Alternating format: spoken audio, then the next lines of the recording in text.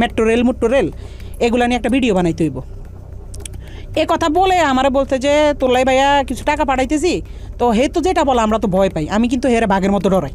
আমি না, আমাদের টিমের সবাই তার বাঘের মতো ডরায়, কারণ মানে সে অন্যরকম মানুষ ভাই।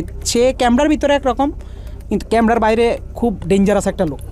তারা কিন্তু সবাই ভয় পায়। ইউটিউব ইন্ডাস্ট্রিতে একটা টাইমে তার সবাই বাঘের মতো ভয় পাইতো। সবাই রে তার অফিসে ডাকাইতেছে, যারা আমরা টিমের যারা মানে ছাত্র আন্দোলনের সময় তার বিপক্ষে চলে গেছিলাম। তার বেল্টের বাড়ি আমার তো বেশি কেউ খায়নি, তো বেল্ট খুইলা আমার কুত্তার মতো পিড়াইতো। এই সময় তাকে ভিডিও কলে একজনের সাথে কথা বলিয়ে দেয়া হয়, যাকে বাংলাদেশের ভবিষ্যৎ প্রধানমন্ত্রী হিসেবে তার সাথে কথা বলানো হয়। 2-3 মাস পরে হয়তো বা তার মাথাতে আবার ঢুকছে যে রাই কি কারো লগে আবার কিছু কইয়া লাইনি। হ্যাঁ, রাইরে আবার একটু দমক দিতে হইব। কেমনে বড় একটা নেতার সামনে হয়তো ফোন টোন দিলে আমি একটু ডরাই যাই। আমি তো ডরাইলে আসলে আমি কিন্তু ভয় পাই। তো হঠাৎ একদিন রাইতে আমি নোয়াখালী 10:30-11টার দিকে হঠাৎ একটা ভিডিও কল, তো ওই দাফরি দিয়ে এই তো আবার তলপেটে কামড় দিয়েছে। আল্লাহ এতদিন পর হঠাৎ কল দিয়ে আবার কি জানি কি কয়, হঠাৎ ফোন দিয়ে কয় শুন তোর লগে একজনের সাথে একটু কথা বলাই দিবে, বুঝছস রাহি? পরে আমি কই জি ভাইয়া, কোনো সমস্যা নেই বলেন। পরের দিন দেখলাম হঠাৎ করে বিপিনুর ভাইয়ের সাথে আমার কথা বলাই দিছে ভিডিও কলে। আমার কইতেছে একজনের সাথে তোর কথা বলাই দিব, সে কিন্তু নেক্সট বাংলাদেশের অনেক বড় মাপের একজন কেউ হবে, প্রধানমন্ত্রী বা মানে ভালো একটা পদে যাবে।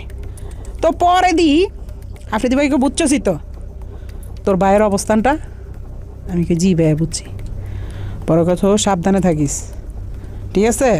আমি কি জি ভাইয়া ঠিক আছে।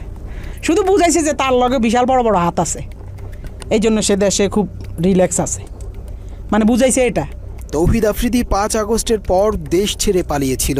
এরপর আসামি হয়েও আইনজীবী দিয়ে বাদীর মামলা পরিচালনা করা এবং নুরুল হক নূরকে নিজেদের পকেটে নেয়ার পরেই আফ্রিদি সাহস করে আবারও দেশে ফেরেন। 5 আগস্টের পরে 2-3 মাস সে আসে নাই। তখন আলহামদুলিল্লাহ বলছিলাম যে আল্লাহ সে না আসুক, সে তার মতো থাকুক, আমরা আমাদের মতো থাকি। আমরাও তার কাছে যাইতাম চাই না, সেও আমার কাছে না আসুক। যে মানুষ 5 আগস্টের পরে আইসা দেশে স্টে করছে, সুন্দরভাবে থাকছে, আল্লাহ তো আপনার সুযোগ দিছে, কিন্তু না আপনার ভিতরে তো ওই মনুষ্যত্ব না। আপনি শুধু রিভেঞ্জ, কারে কারে ধরবেন, কারে কারে মারবেন, কারে কারে কি করবেন, আপনার মনের মধ্যে শুধু এসব হারামি। আল্লাহ কি আমরা ছাড় দিব? এসব কারণে তো আল্লাহ মানে ছাড়ে না।